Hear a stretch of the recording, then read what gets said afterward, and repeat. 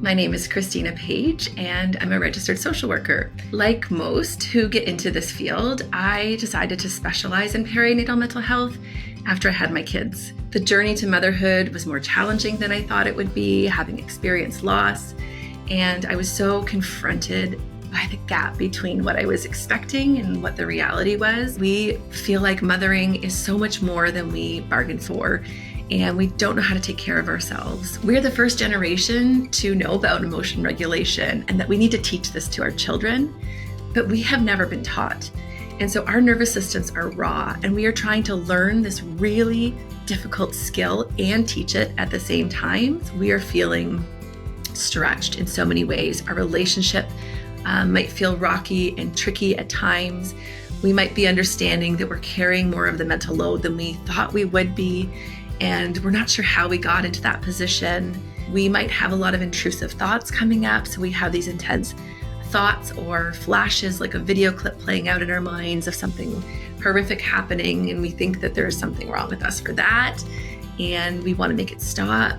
Our relationships with our friends might have changed. A lot of people struggle with their relationship with their parents and their in-laws. It's everything, right? It's our whole entire lives feel upside down, and we don't know how to navigate it. It's not going to feel this way forever. There are stages coming that you are going to love.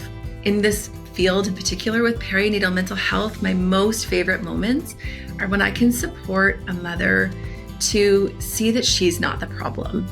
Because so often folks come into therapy and they think, God, I'm just a shitty mom. I'm just not good at this. I'm not cut out for this. Something is wrong with me.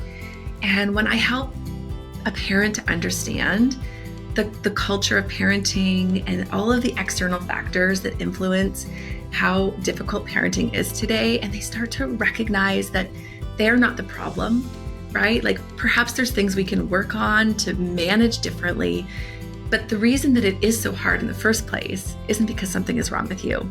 Seeing that aha moment, and just being along the ride for those light bulbs that come along the way. The most important part about the success of therapy is finding someone that feels like a fit for you.